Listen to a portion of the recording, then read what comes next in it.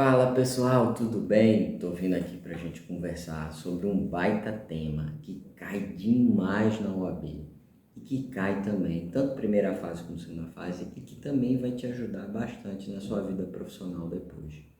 É o tema de insalubridade e periculosidade. Muita gente confunde o que é um, o que é outro, como se dá, como ocorre, qual é o grau, qual é a classificação disso, em que percentual se paga. Então vamos conversar sobre isso aqui um pouquinho, tá? Vem comigo que eu vou te mostrar. Bom, vamos lá. Pessoal, o que é insalubridade e o que é periculosidade? Eu costumo dizer que a insalubridade e a periculosidade são dois salários-condição. O que é salário-condição?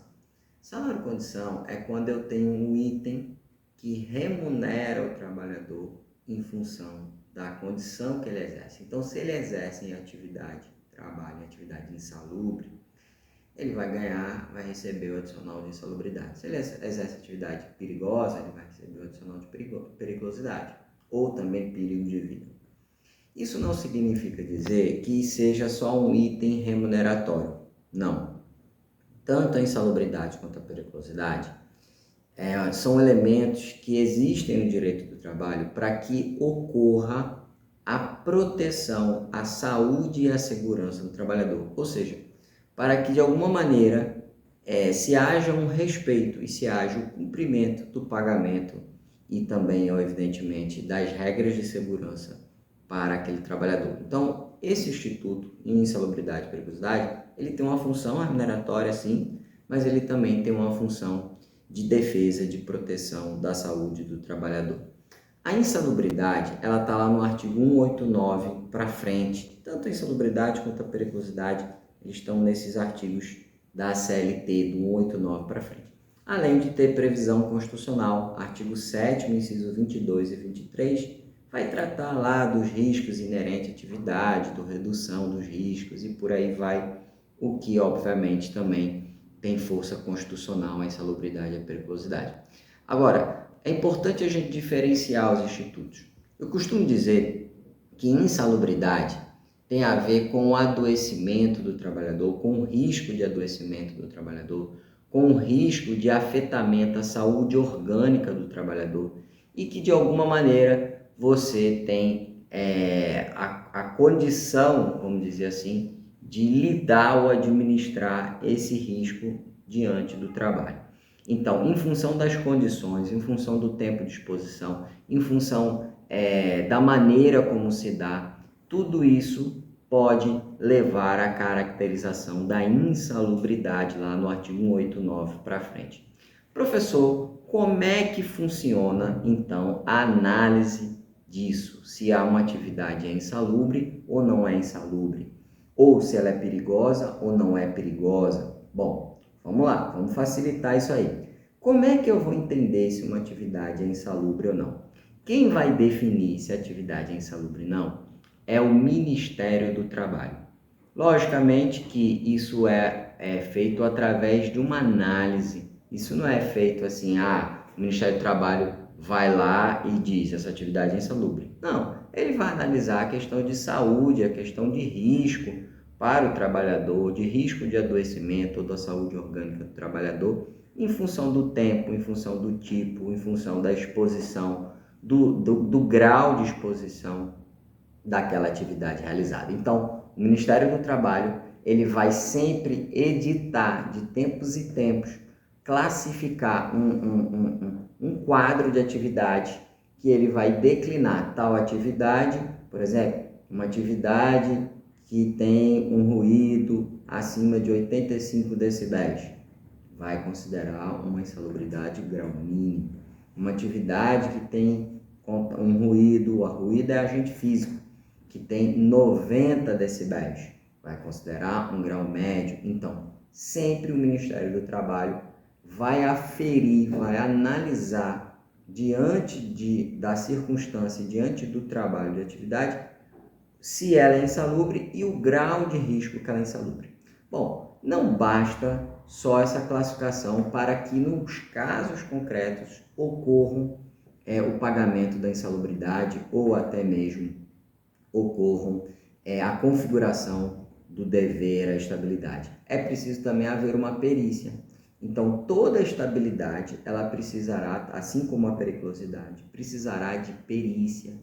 Perícia do Ministério do Trabalho primeiro, perícia da Justiça, caso o caso já esteja na Justiça, a discussão já esteja na Justiça.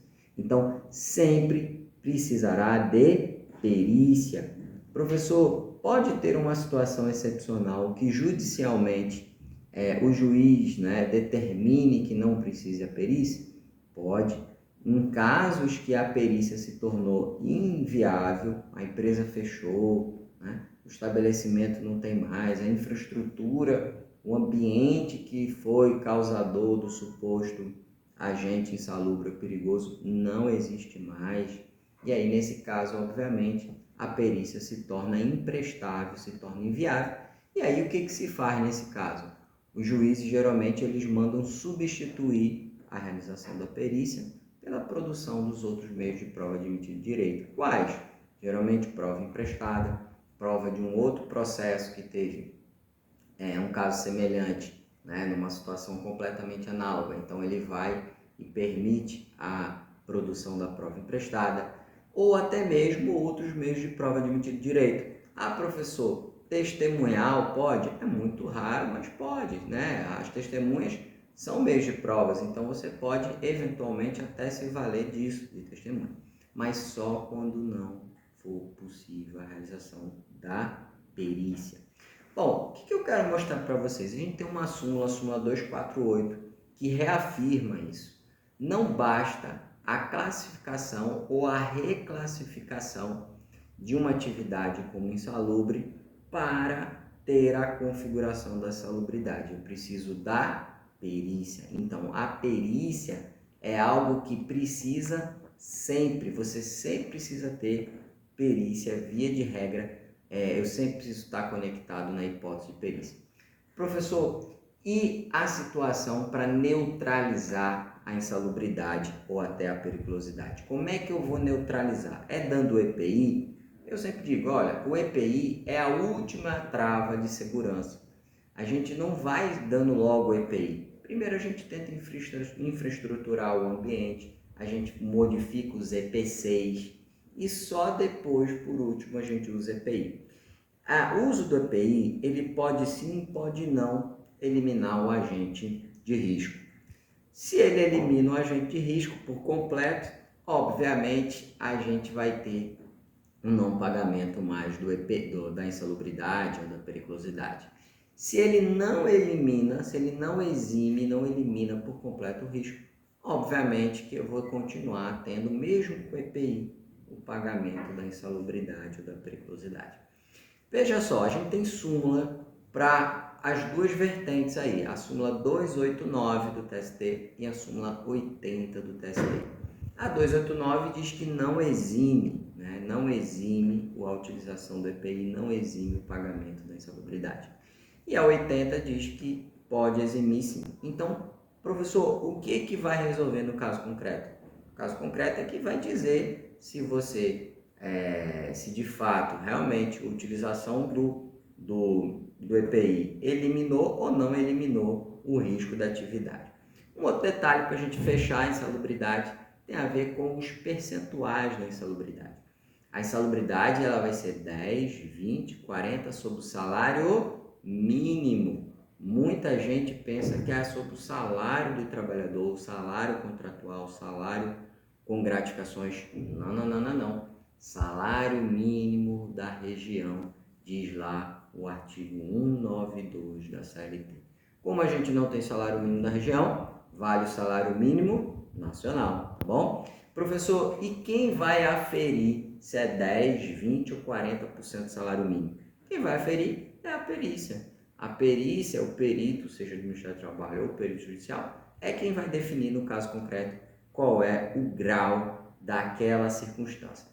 Beleza, professor, fiquei fera agora me explica uma coisa, me diga uma coisa, como eu vou entender a diferença de insalubridade para periculosidade?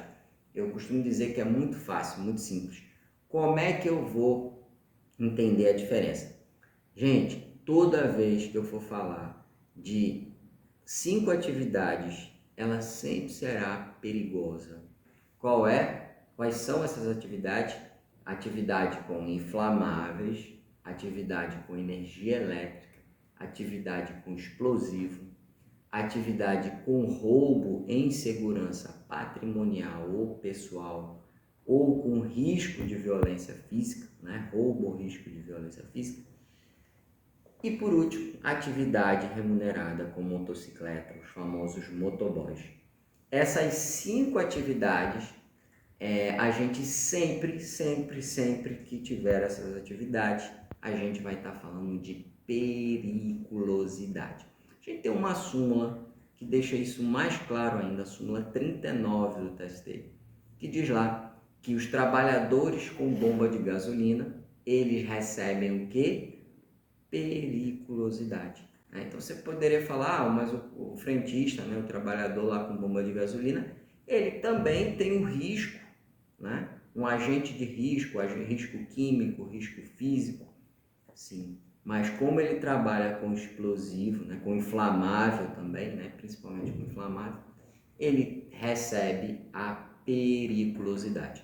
Ah, professor, e não pode acumular as duas, não? Insalubridade e periculosidade? A legislação brasileira não permite a acumulação das duas. Caso o trabalhador esteja tanto na condição insalubre quanto na condição perigosa, ele vai buscar, obviamente, receber a que melhor lhe apetece, né? A que melhor tenha condições de remunerá-lo.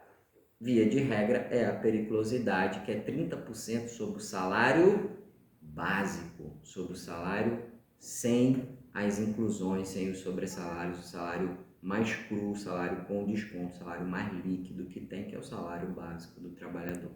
Tá bom? Então, é muito importante a gente entender essas diferenças de insalubridade e periculosidade, entender que essas diferenças elas caem muito na prova da ordem, tanto primeira fase quanto segunda fase, e que você depois, como profissional, vai poder usar essa sabedoria, esse conhecimento, né?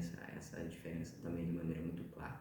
Tá bom? Bom, me alonguei um pouquinho mais, né? Passei acho que um pouquinho dos 10 minutos aí, que eu geralmente gosto de fazer vídeos mais de 10 minutos nas informações, mas são informações valiosas aí que a gente tem no sistema jurídico. E lembre-se, falou de insalubridade, falou de periculosidade, eu vou do artigo 189 da CLT a 197 da CLT. Todo esse bloco vai tratar desses dois teminhas na CLT, tá bom? Então, um beijão, fique com Deus. Se você gostou aí, dá um like, começa a seguir, né? Tamo junto, que vai ter muito conteúdo ainda. Estamos sempre postando conteúdo para vocês aí. Um beijão para todos.